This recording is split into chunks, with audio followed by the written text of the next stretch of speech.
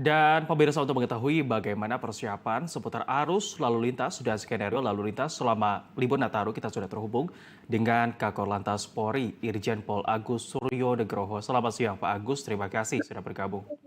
Apa kabar Pak Agus? Ya, selamat siang, salam dari Bali. Salam dari Jakarta Pak Agus. Pak Agus, Oh ya, sejauh ini secara komprehensif bagaimana dari kacamata Anda melihat operasi lilin yang dilaksanakan sejauh ini sejak periode libur Nataru ini dimulai? Apakah sudah dapat berjalan dengan baik dalam mengurai arus lalu lintas? baik. Di samping mengurai arus lalu lintas kan ada 4 klaster yang harus kita kelola. Yang pertama adalah bagaimana mengelola jalan tol dan jalan arteri.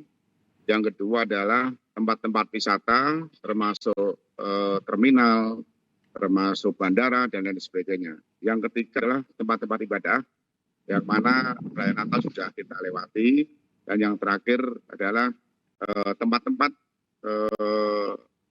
wisata, baik itu yang ada di Jawa, di luar Jawa, tentunya semuanya harus kita kelola dengan baik. Baik, Pak Agus, tentunya sebelum puncak libur Natal dan Tahun Baru kali ini, tentunya sudah diproyeksikan titik-titik mana saja yang tentunya memerlukan perhatian lebih lanjut. Nah, apakah sejumlah titik tersebut berjalan sesuai dengan proyeksi yang sudah dipetakan sebelumnya, atau ada beberapa hal yang diterapkan secara kondisional dan menjadi tantangan sejauh ini? Kalau kita bicara Kamsel tip Carantas, memang ada beberapa titik-titik yang harus menjadi perhatian. Yang pertama adalah di jalan tol, kaitannya dengan bottleneck, termasuk rest area, intran, dan exit tol. Yang kedua, di jalan arteri, tempat-tempat wisata, Gadok, Puncak, sampai dengan Cianjur, Bandung, termasuk Malang Raya, termasuk juga di Bali. Ini juga menjadi perhatian, karena wisatawan yang datang ke Bali, yang datang ke Jawa Tengah, yang ke Jogja, ini sudah kita kelola dengan baik. Artinya bahwa titik-titik tersebut, skenario daripada pengamanan sudah kita siapkan sampai adanya emergency plan. Apabila cuacanya ekstrim, hujan, tentunya cara bertindak beda. Terkhusus daerah pelabuhan penyeberangan, baik itu di Ketapang, Gilimanuk, Merak, Bakauheni, ini ada emergency plan ketika kondisi cuacanya mungkin tidak bagus. Penumpukan kendaraan harus kita antisipasi, caranya seperti apa, mau delay system atau dimasukkan ke baberjon yang sudah kita siapkan. Baik Pak Agus, seperti yang Anda sampaikan di awal tadi, saat ini Anda sedang berada di Bali. Mungkin bisa diceritakan ataupun dideskripsikan Pak Agus, kalau untuk operasi lilin di Bali sendiri sejauh ini bagaimana, dan bagaimana kondisi terkini di Bali saat ini? Di Bali cukup terkendali ya, memang ada peningkatan arus, terutama dari Gilimanuk menuju ke Bali, tempat-tempat wisata dan jalan-jalan tertentu, baik di Canggu, baik di GWK, di Sunset Road, Nusa Dua, memang peningkatan ada, khususnya wisatawan asing, termasuk juga domestik, ini ada peningkatan. Maka dari itu, Dirlantas Polda Bali tentunya sudah menyiapkan skenario daripada alih arus, termasuk penebalan anggota pada tempat-tempat tertentu. Sampai saat ini kami pantau langsung Bali cukup padat, tetapi masih lancar. Baik Pak Agus, kita beberapa waktu yang lalu sempat heboh ataupun ramai memperbincangkan terkait dengan SKB untuk kendaraan truk sumbu 3. Ini ternyata kemarin terlihat khususnya di Jakarta ini masih banyak yang melanggar, Pak. Kemudian apa saja tindakan tegas ataupun diskresi yang akan diterapkan jika masih ada pelanggar ke depannya?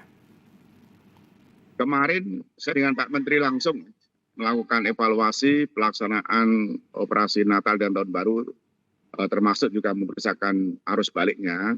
Jadi kami tegaskan kembali bahwa kami dengan Pak Menhub dan stakeholder memastikan bahwa SKB tentang pelarangan sumbu 3 di jalan tol itu dilarang. Dari upaya mengeluarkan sumbu 3 ke jalur tol, dan kita melakukan edukasi, termasuk juga saya perintahkan untuk bisa ditilang. Karena kita mengedepankan masyarakat pengguna jalan merayakan Natal hingga perjalanan wisata, ini betul-betul harus aman di jalan. Ini sudah kami lakukan dari kolaborasi dengan instansi terkait pada malam hari, pada waktu-waktu tertentu kita bersama-sama untuk bisa mengeluarkan sumbu 3 yang ada di jalan tol, dan di Alteri itu pada jam tertentu, jam 17.00 hingga pagi hari, ini masih diperbolehkan untuk sumbu 3 berjalan. Artinya memang sudah dijadwalkan dan diharapkan agar para sopir truk sumbu 3 ini dapat melihat dan juga memperhatikan waktu yang telah ditetapkan tersebut ya Pak Agus. Kemudian Pak, seperti yang sudah kita informasikan tadi di prediksi ini, puncak arus balik terjadi pada Minggu 4 Januari 2026. Mungkin bisa dijelaskan bagaimana kemudian koordinasi lintas sektoral dalam operasi ini untuk menjamin puncak libur tahun baru nanti dapat berjalan dengan baik. Baik, terima kasih. Tentunya kita berangkat dari pergerakan orang, barang, dan kendaraan ya. Jadi ada 119 juta, khusus yang di jalan tol, yang meninggalkan Jakarta proyeksinya 2,9 juta kendaraan, itu yang melalui gate tol. Kembalinya juga proyeksinya 2,8. Dari 2,8, ketika kita tanggal 4 nanti sebagai puncak arus, ini kita harus ada strategi khusus dari bersama-sama, baik yang dari Transjawa, dari Sumatera, bahkan mungkin yang dari Bali akan menuju ke Jawa, dari bandara, jalan tol, termasuk juga tata kelola mekanisme skenario, apa yang harus dilakukan, apakah nanti di jalan tol itu akan kita lakukan kontraflow, tentunya parameter itu nanti akan kita lihat dari traffic accounting. Contohnya, gate tol Kali Kangkung, kalau sudah 3.600, kita bisa melakukan one way, karena itu nanti akan serentak tanggal 4.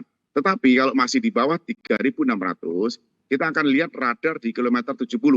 Kalau sudah 5.500, tentunya nanti kita akan lakukan intervensi kontraflow. Tapi ini ada keuntungan ketika dari Transjawa menuju ke arah kota, ini kan dari 2 lajur menjadi 4 lajur. Ini cukup bisa dikelola.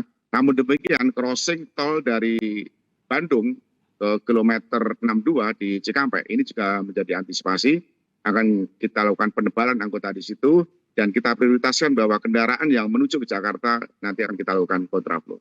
Baik, artinya diskusi ataupun komunikasi lintas sektoral ini benar-benar menghasilkan parameter yang menjadi pertimbangan bagaimana penerapan rekayasa lalu lintas ke depannya. Baik, terakhir Pak Agus mungkin bisa dijelaskan tentunya bagi pemirsa Garuda TV khususnya bagaimana kemudian himbauan yang perlu diperhatikan bagi yang ingin berangkat berlibur atau justru sedang berlibur agar nantinya kita tidak hanya sekedar memperhatikan keselamatan saja, namun kenyamanan kita bersama dalam menikmati libur Natal dan Tahun Baru ini. Baik, kami mengharapkan bahwa puncak arus mudik sudah kita lalui. Alhamdulillah berjalan dengan lancar. Tentunya kita harus mempersiapkan strategi arus balik. Pada saat arus balik, kami mengharapkan kepada seluruh warga masyarakat agar dengan riang gembira menikmati perjalanan dan manajemen perjalanan harus diperhitungkan. Contohnya mungkin dari Jawa Timur akan kembali ke Jakarta. Berapa jam perjalanannya? Pakai kendaraan apa? Moda transportasinya apa? Kalau kendaraan pribadi, pastikan pengemudinya itu staminanya bagus, sehat. Kendaraannya juga harus berkeselamatan. Baik itu bannya, baik itu mesin engine-nya, termasuk mungkin air radiator harus dicek. Dan ketika mengemudi mungkin sudah 2 atau 3 jam, harus singgah di mana? Di rest area atau di tempat-tempat kuliner di kabupaten. Tentunya manajemen ini sangat penting. Yang paling terpenting adalah patuhi aturan lalu lintas.